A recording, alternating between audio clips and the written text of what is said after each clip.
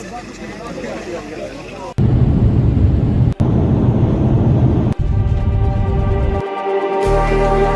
like the street lights lit this town, like a fire in a blaze, gotta burn it down. All right, here we are, folks. Can't be afraid to leave this out.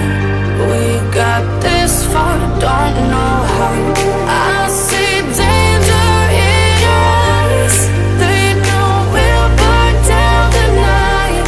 Coming just like the sunrise. You know that we gonna let it rain tonight. We gonna let it rain tonight. We gonna let it rain just like the sunrise. We gonna let it rain.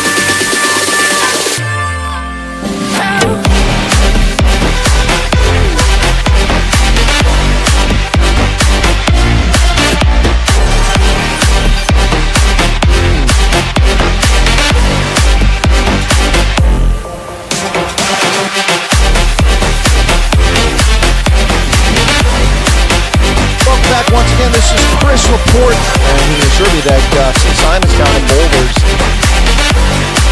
Folks, this is Chris Wyatt reporting from South Africa.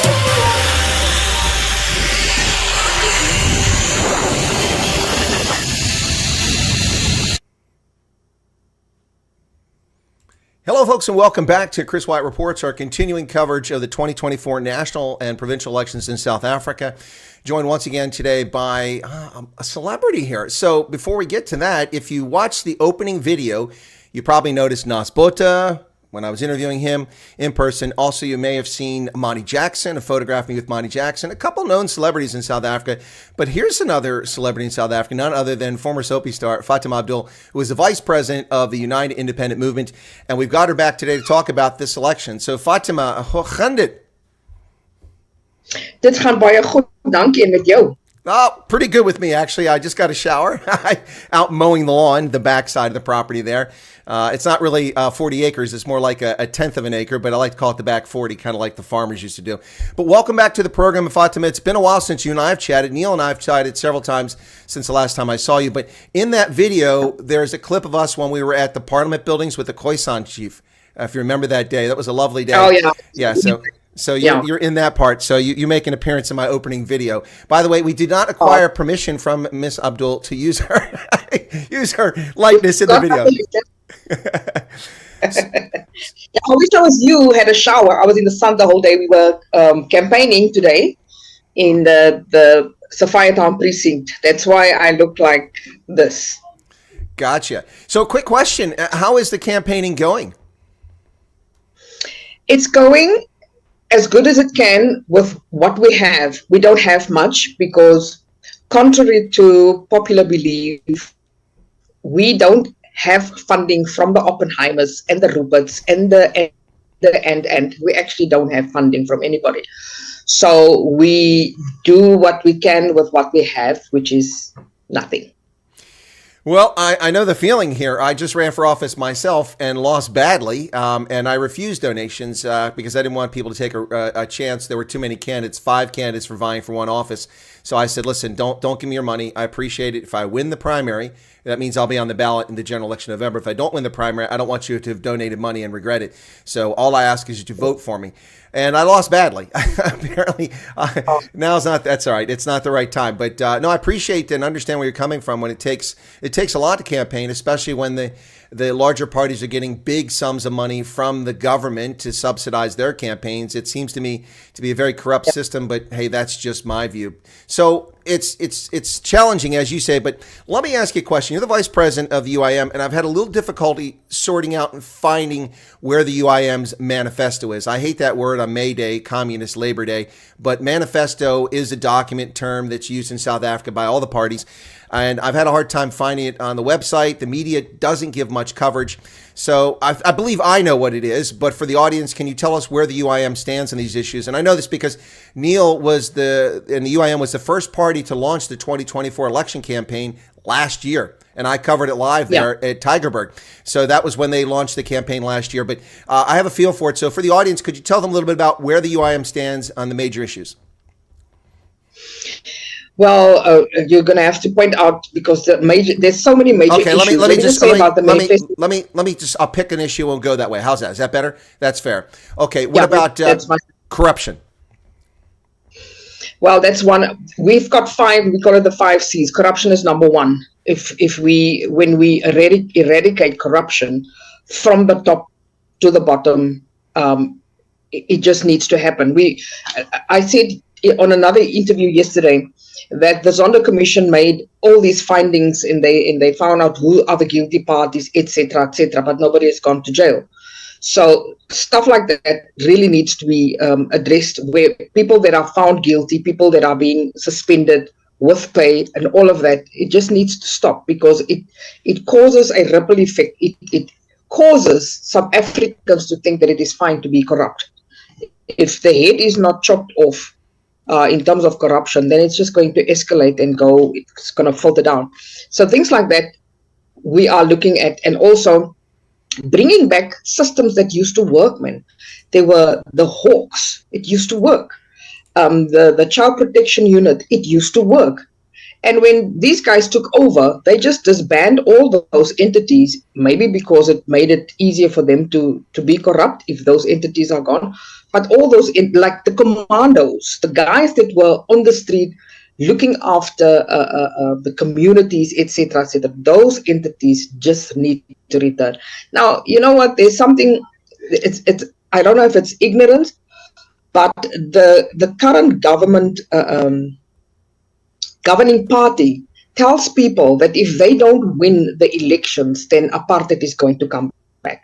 That you can only tell to an ignorant person who is uneducated, because that is not true. There is no way that apartheid will ever come back, because the constitution is protecting everybody. So that the corruption is so deeply ingrained that it filters through to every department, our education department, our health department, our safety and security department, our home affairs department. People are paying South Africans to give illegal foreigners identity documents, stuff like that.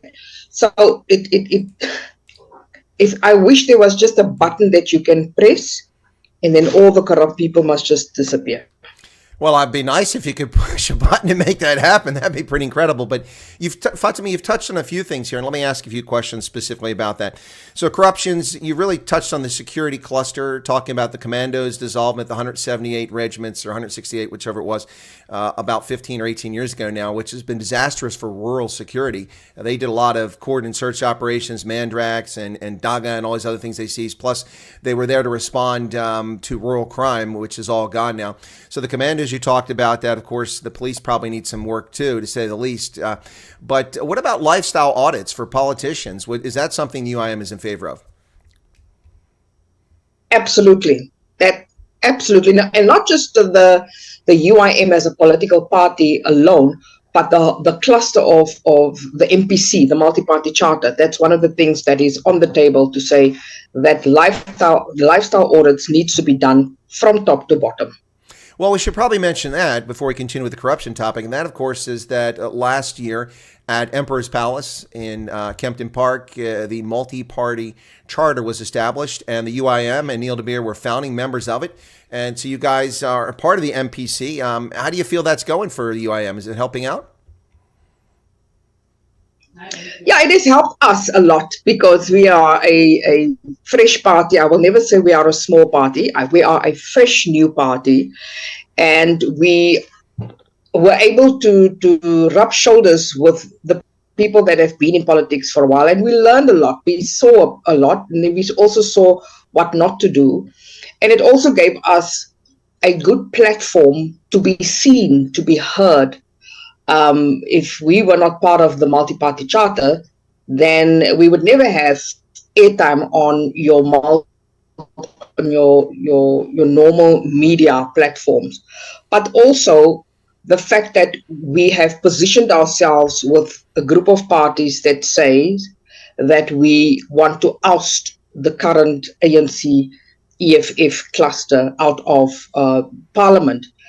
To say it is one thing, to do it is a whole different ballgame, because, wow, I have learned so much of what's happening really in politics. It's not a good face to see, because sometimes what people say and what people actually do does not. I'm not saying that about the multi-party chart. I'm talking about politics in general. There's such devious operations and deals. Like, for instance, today day before yesterday or so, we found out that the Mkonto party, they defrauded this whole signatures that we were all supposed to collect. They went about it differently.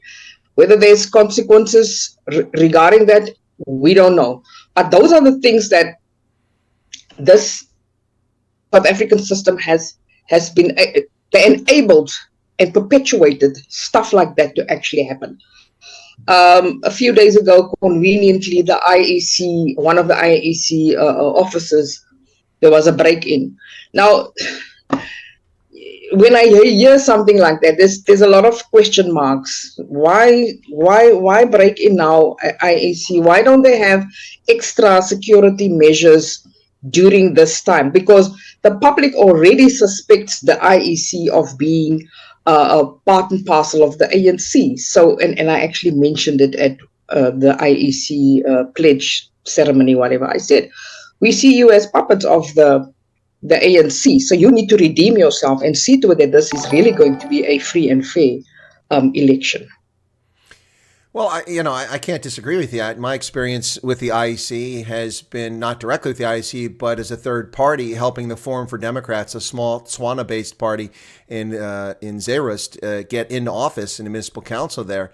They were denied their seat because the IEC ignored them. When an election analyst, Michael Atkins, discovered that someone had mistakenly or fraudulently, you take your pick, annotated 19 votes as 197 votes for the EFF in one of the wards, that defrauded them of their proportional representation seat on the council. And it took lawyers and an NGO, and which I facilitated, so they're interfering in South African elections. It took 6 months to remove that EFF member from the rolls and get this Forum for Democrats member onto the council. The IEC simply dismissed the smaller party, and its job is to observe all the elections and administer them neutrally, objectively. And clearly, that isn't the case if you don't have an army of lawyers or big money behind you, parties like the ANC, which have the Oppenheimers behind them.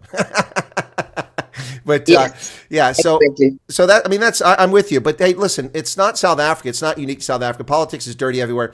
As a 37-year military veteran, a person lives by his word, a person that his character is important and integrity is the most important thing to me.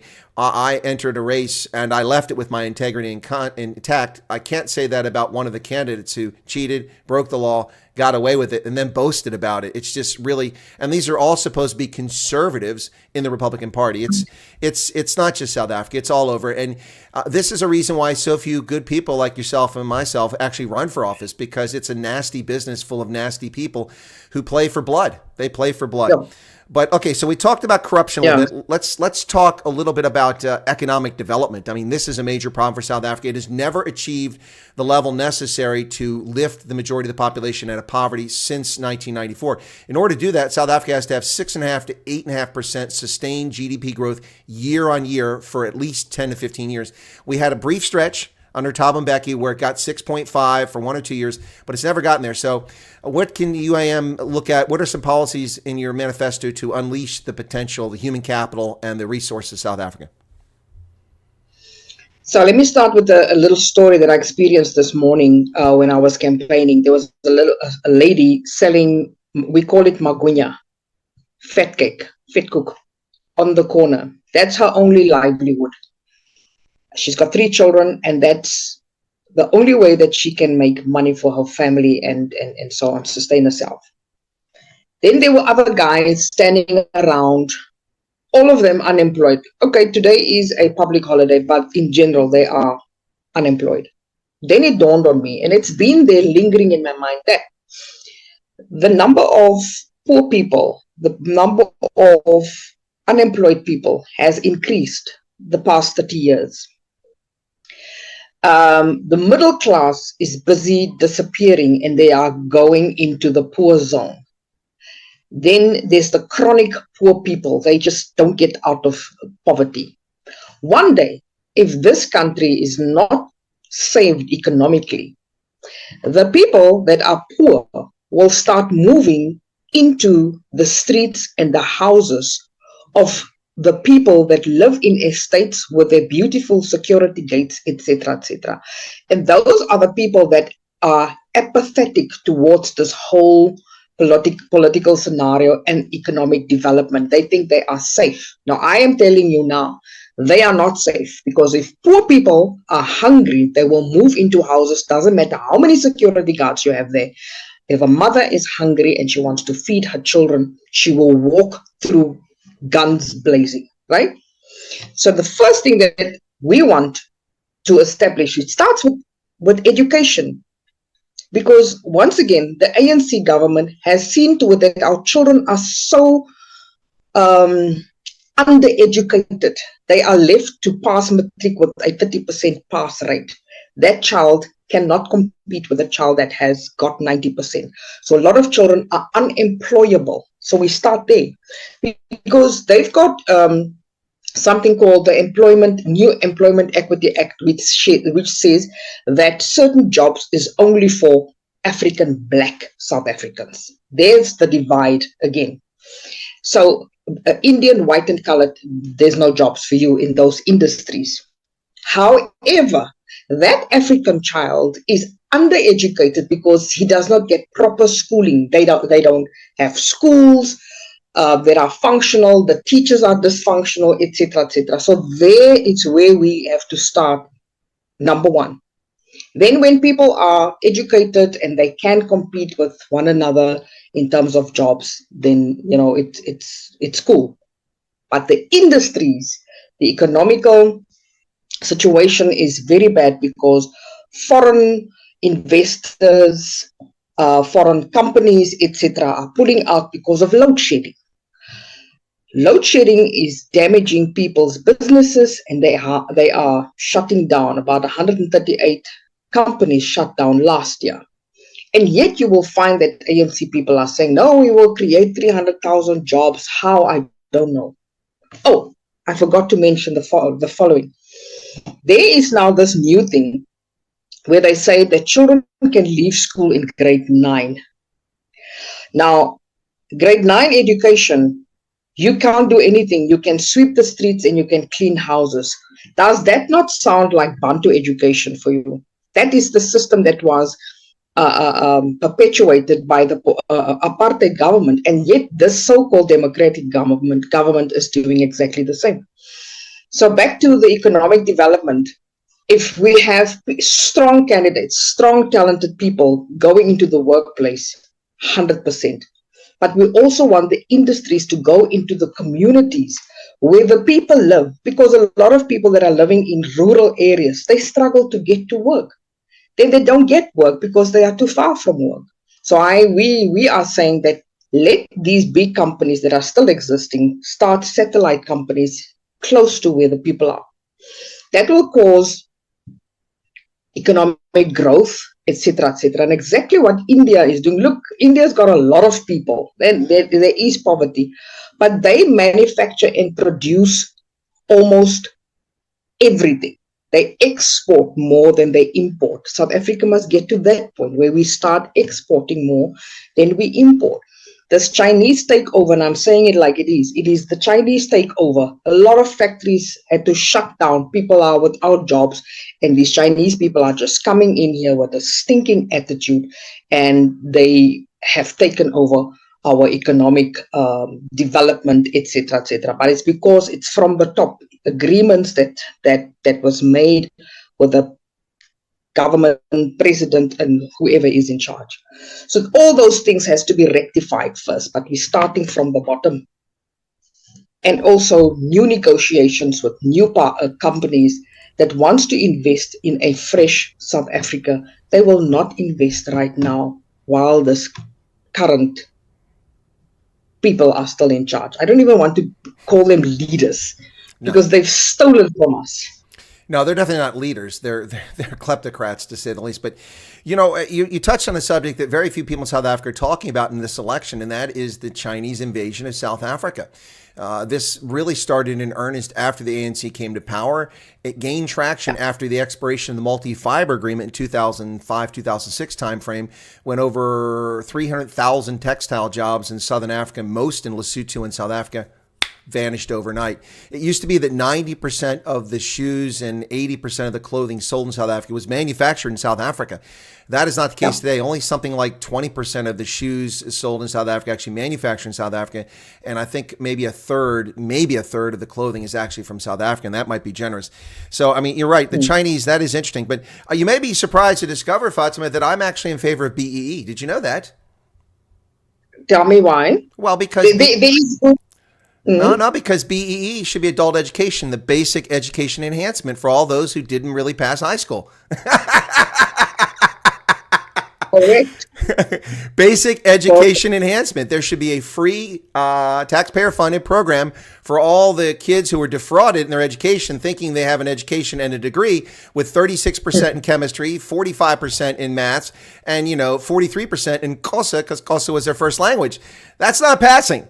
And so we need to have a program, and actually these 19, 20, 21, 22-year-olds who are unemployable have a program that gets them back into school without insulting them. And we can call it BEE because everybody loves BE.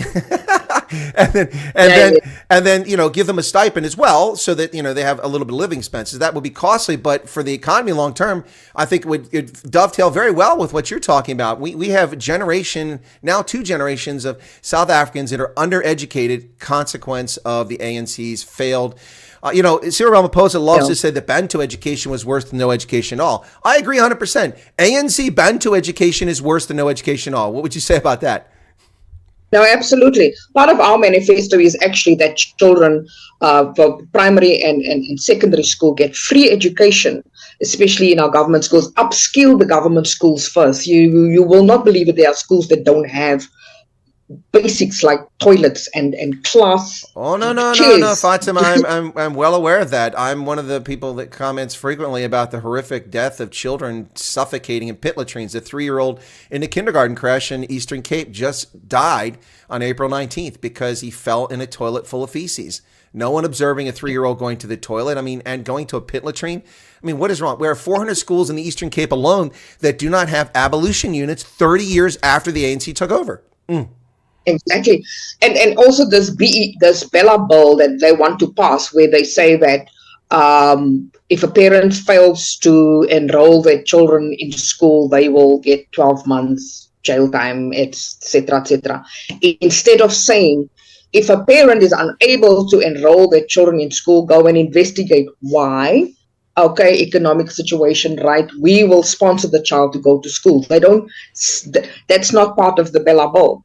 And they want the basic education department to have more control over the children. They want the SGBs to have less control. You spoke about mother tongue language.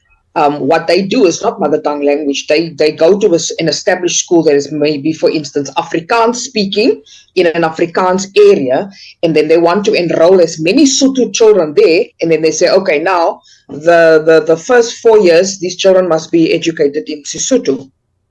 Don't build schools, but they want to take over schools.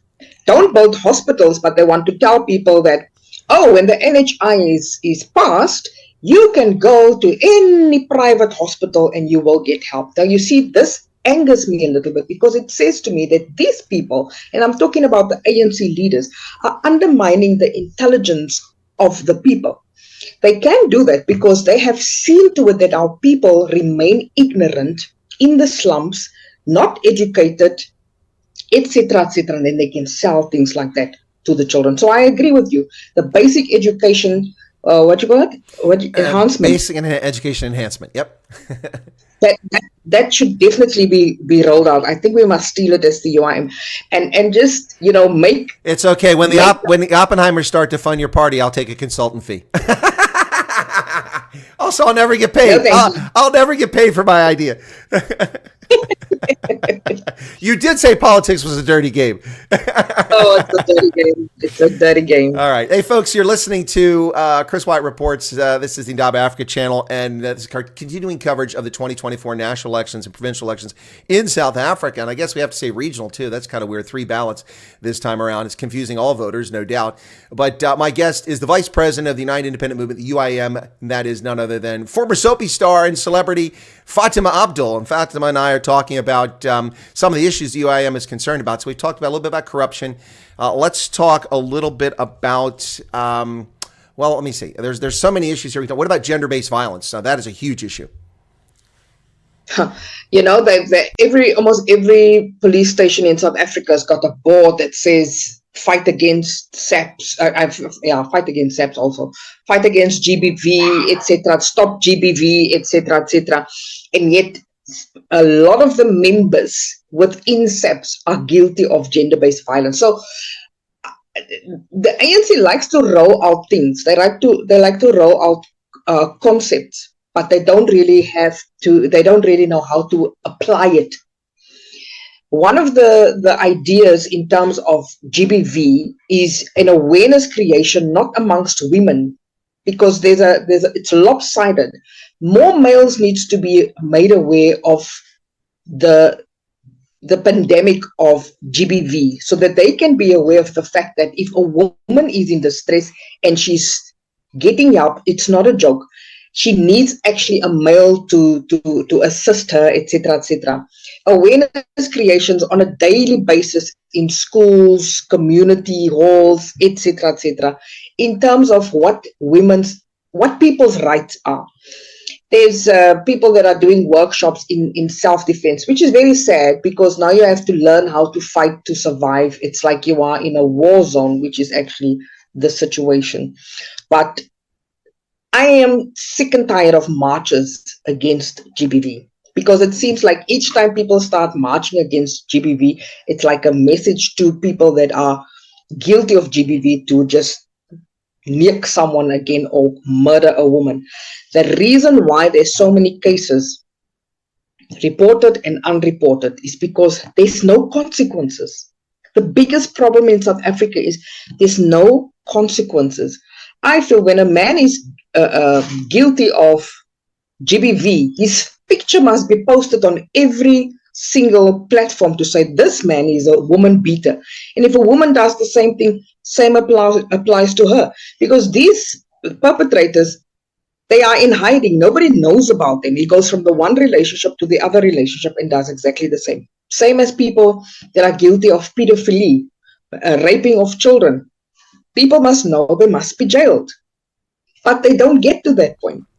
SAPS arrests people, then it goes to the judiciary system, and that's where the problem lies.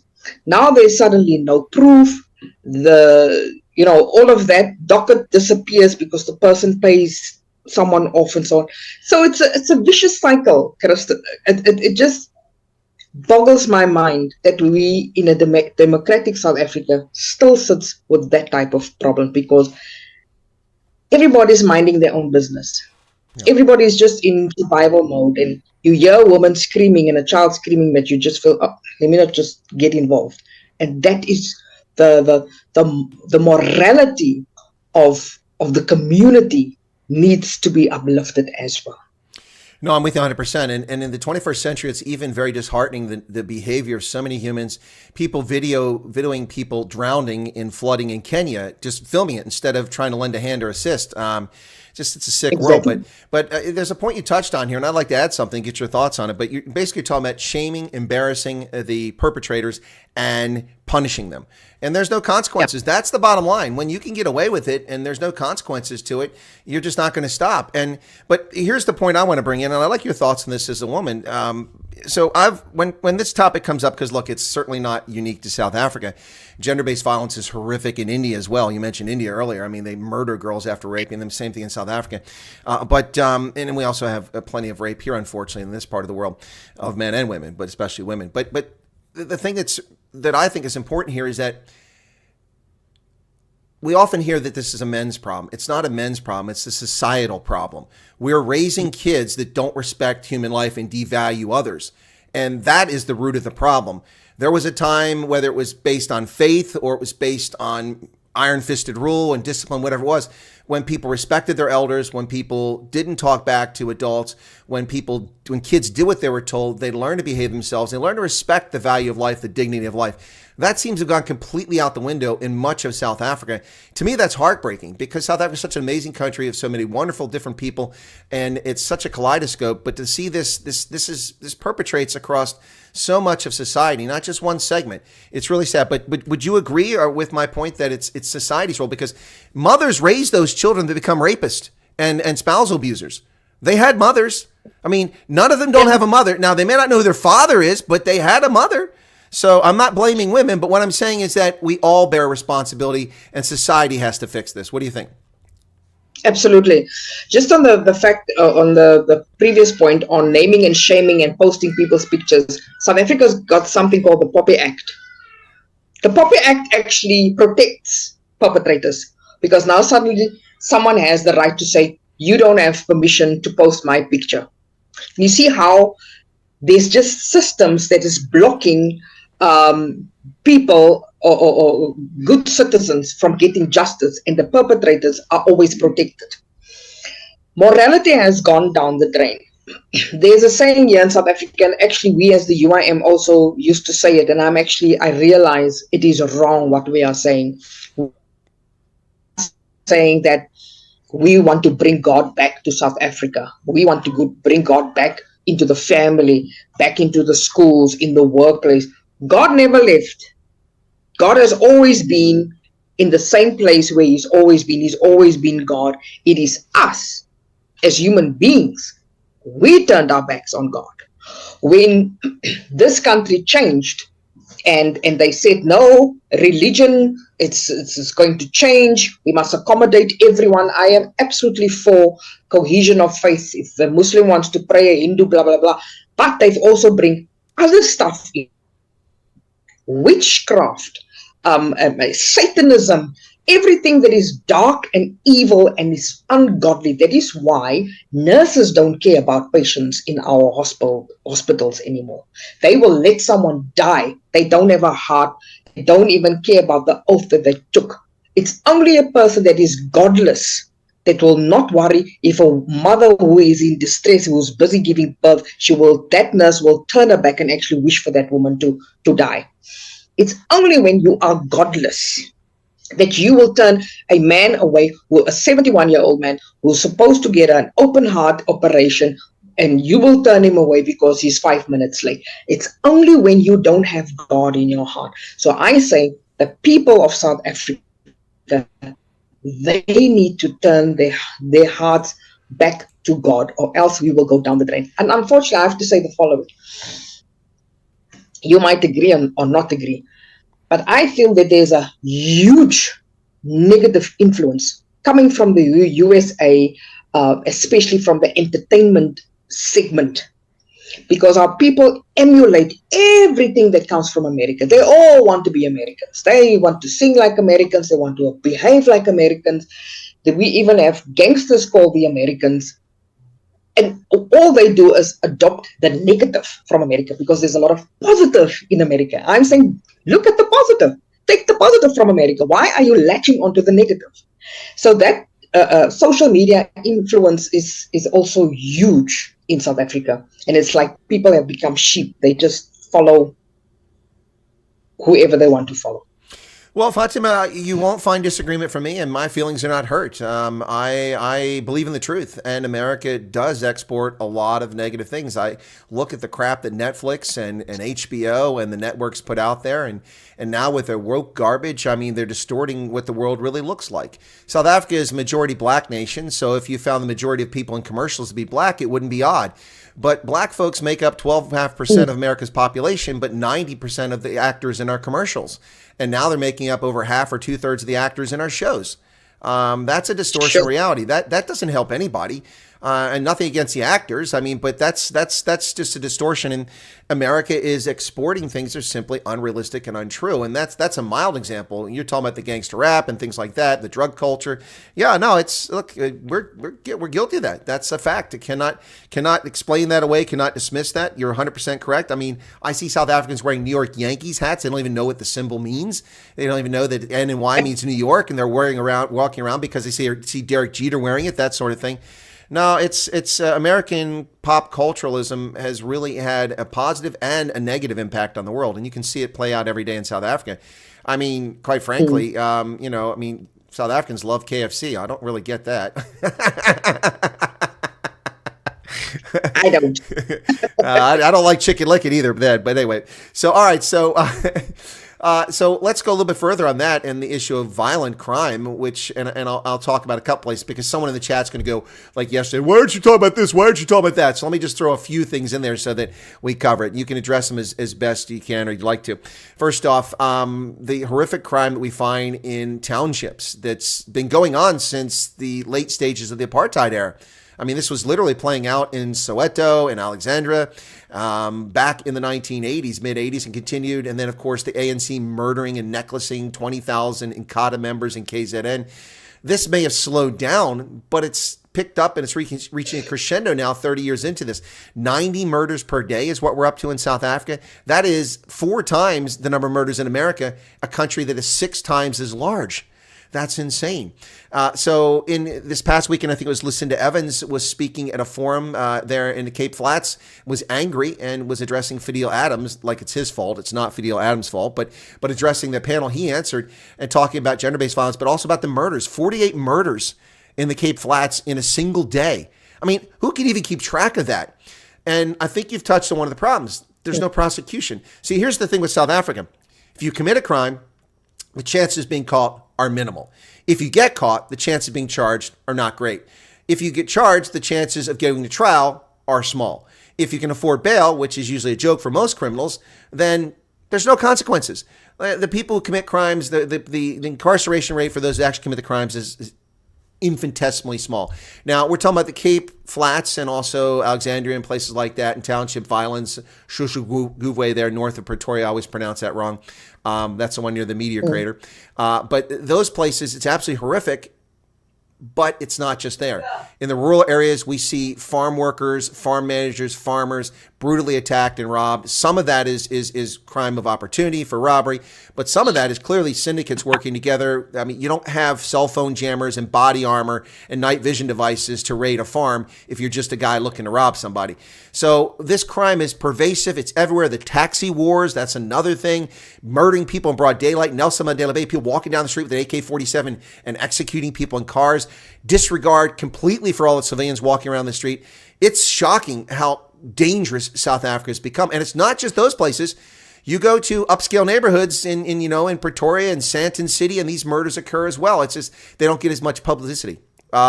What's the deal? I mean, how do we fix this? Do you address the criminal justice system? Do you address the police? Do you throw your hands up and pray to God? I mean, maybe you do all of that. Well, we've got a minister. We have dubbed him Minister of Condolences. Is this the cat in the hat? Is this the cat in the hat? That one. He's always on time to go and pay his last respects and give his condolences to the people who lost. That guy needs to go. That guy, I don't know if he is a psychopath or a sadist or whatever, because he's a sucker for punishment, because we have been telling him over and over and over and over again, step down, go, we don't want you anymore. But he just sits there in his hat, half asleep most of the time. He's the guy that really needs to go, because we believe there are many more competent people, not within the ANC, other people in other spheres of South Africa that are very competent to take care of that problem. Yes, a lot of prayer as well, but also, there was I just keep on forgetting that word, man. It's not the CPF. It's people that were working with the South African police. They are community members, but they work with SAPS. I just don't get the name. Someone will have to help me with that. But have more support in terms of things like that. Because the people on the ground, the community, they know who the guilty parties are. Sometimes they are dependent on the guilty parties. There's a lot of drug dealers and merchants that are supporting streets, neighborhoods. He's the kingpin. He's the one that sends people's children to school, and he's the one that helps with food. So people they will not they won't rat him out because he's then providing for them. That is why they get away with murder. Where do these people get the guns from? I always ask myself that. Saps. They can't account for 25,000 pistols.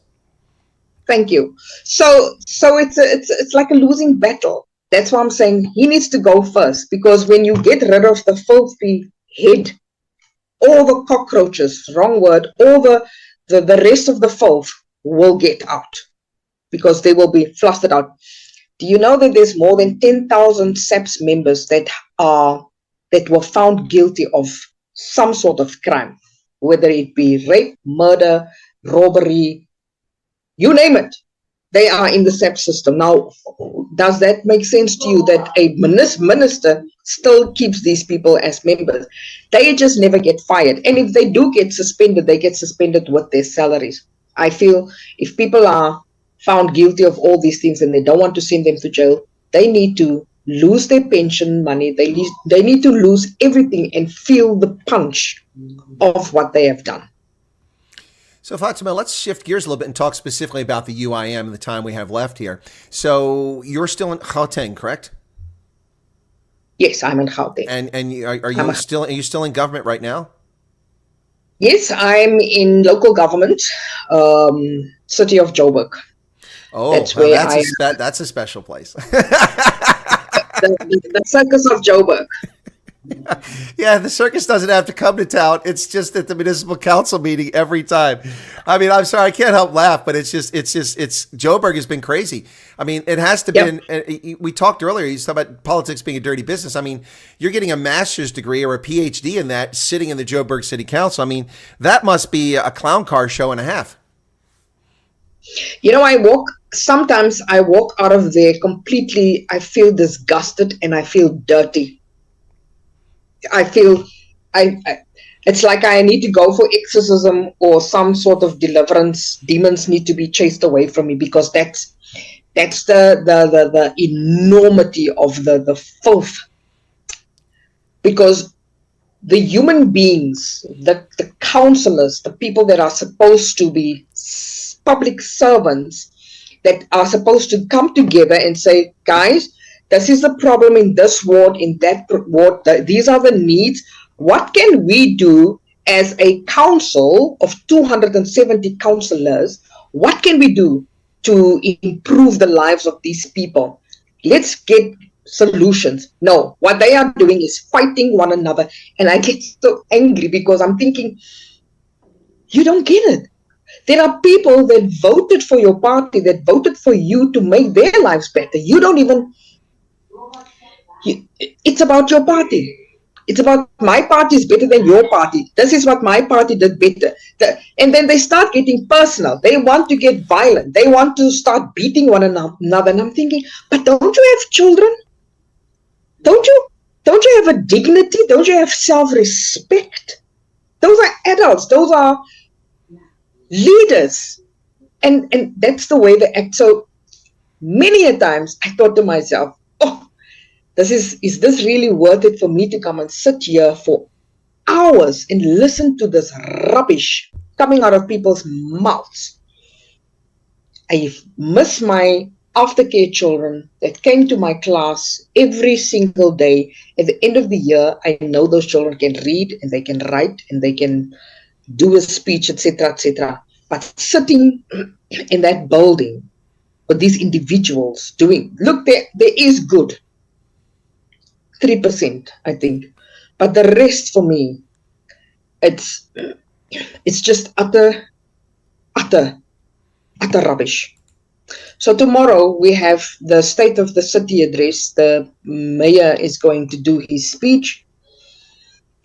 So, and tomorrow and Friday, there's the debate where we as parties have to reply or debate on what he has to It's say. the party response. Party response or whatever. Yeah, so I'm going there to do my, but at the back of my mind, I am thinking, why? Can't you just do your speech in front of a camera? Yes, us as council, because it's now a big thing. You can bring guests. There's going to be distinguished guests. And then there's food, catering, and all sorts of stuff. And the whole of the security people, JMPD is going to be there. It's money that the taxpayer could have used. The next day, again, we have to come and respond. Meanwhile, there's no water in Benoni. Thank you. no, There's no water. no electricity in Joburg. There's no electricity. People are hungry. People are murdering each other. Westbury, Eldorado Park, Rivoli, children shooting one another. And we have to do that. Something, it is the system that needs to change completely. But in order to change the system, you're going to have to change the people. So voters need to go get rid of the culprits who really fashioned this, and that's the ANC who drafted the Constitution and came up with the system that it is. Although the MK and I think it was another Rise Mzansi are talking about getting rid of the Constitution and giving rule by the tyranny of the majority by Parliament ruling. I think that's dangerous. I'm not suggesting get rid of the Constitution, but the people who created this system, it needs a few tweaks, to say the least. Look, I didn't mean to bring you down with that, Fatima. Obviously, it sounds like that the behavior of people in that council, you're kind of hot full with their behavior. You've had enough, yeah. But here you are, still active in politics, vice president of UIM, campaigning for your party to gain more seats, to have big influence. So what's the goal here? Okay, well, let's be brutally honest here. The UIM is not going to win a majority at the national level. That's not going to happen. Nobody is, to be frank. So what is the hope and role? Is it to get sufficient seats at each level so you can exert influence to push South Africa in the right direction? Yes, that we promised the MPC 1%. Okay. It's a doable task.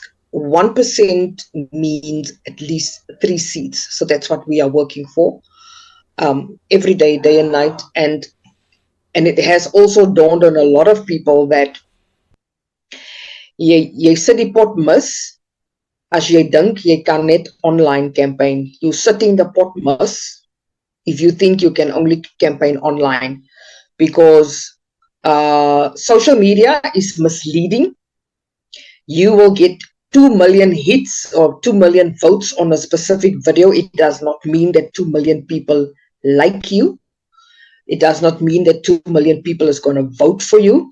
It only means that your video is, the information that you're giving is either controversial, true, or your haters are also spreading the video, etc., etc. And that is why our people are doing social media, but also working on the ground, because people want to see faces. They want to associate you with something. They want to ask you questions and so on. So that's where we are at. Neil is doing his bit in the Western Cape. I think this week he's going to be in KZN.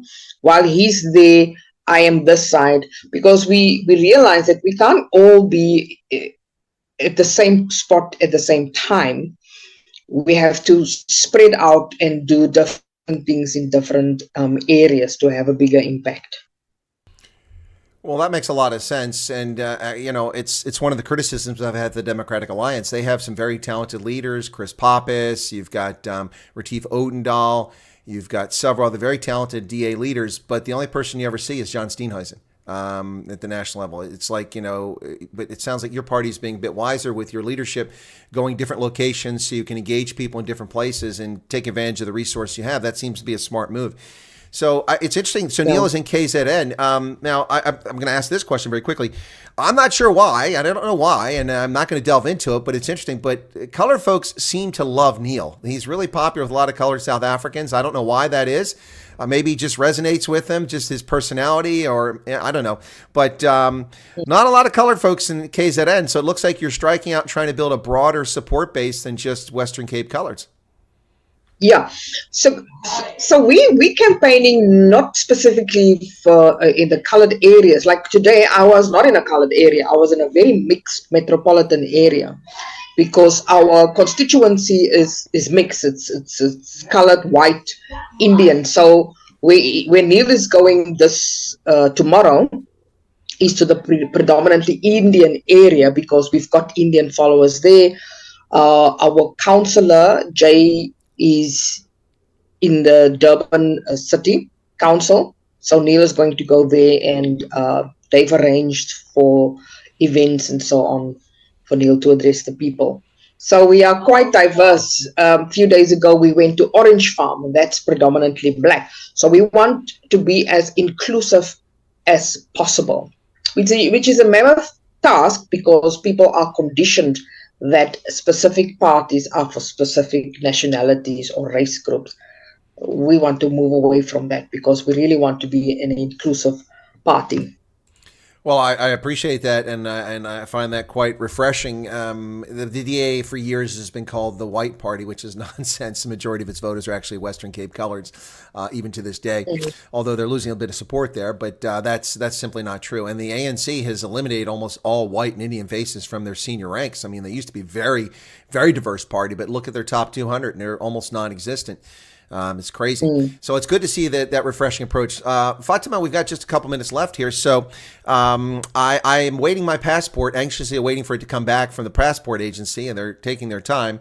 If it gets back in time, I will be in South Africa for the elections. If not, I'll have to come afterwards. So if I'm there, hopefully we can link up and get together again. It'll be good. Yeah.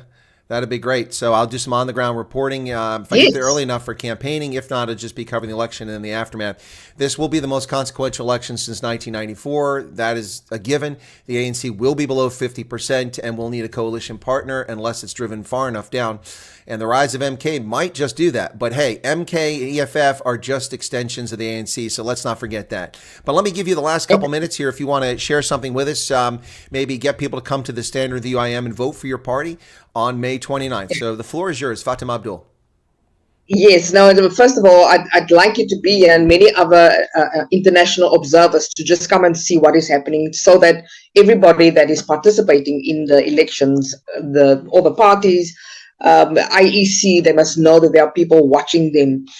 My encouragement would be to every UIM member. I know they are out there, and we've got people that are shy, that don't want to come out to the streets and so, but we need them to go to the VD stations, to the voting stations, to go and observe. They need to be inside the voting stations to see how the counting goes, and to report to us, how many votes we have before the boxes leave the voting station, because we don't know what happens to that. And then also, I would like to encourage people, if they really want a different South Africa than we had the past 30 years, a South Africa where everybody is happy, safe, fed, a roof over their heads, the basics, that's what our people want, then vote UIM. Well, that's well stated, I have to say. So, Fatima Abdool, as always, a distinct pleasure. Thank you for your time and for sharing with us your thoughts about the election and the current situation in South Africa, and a chance for people to learn a little bit more about the UIM. Always a pleasure. Bye, donkey. Appreciate your time. I'll let you drop off, and I'll close off. I've got another interview with another party right after this, so we're going to go straight to that. Thanks a lot, Fatima. Take care. Thanks. It was a privilege. Thank you so much. Keep well. All right. Thank you very much. All right, folks, that was Fatima Abdool, and the Vice President of the United Independent Movement, looking to secure more votes in the 2024 elections on May 29th. Up next, we'll have Robert King from the Referendum Party, our second candidate from that party, in just a few moments. You'll be automatically redirected to that stream, so just stay here. I won't bother doing the intro video so that we annoy people who are still here, but hang around. We'll be doing that one in just a moment. And thank you for watching this broadcast. Automatically redirected. So thank you so much, and we'll catch you here in just a few moments on Chris Wyatt Reports. Thanks a lot, everybody. Cheers.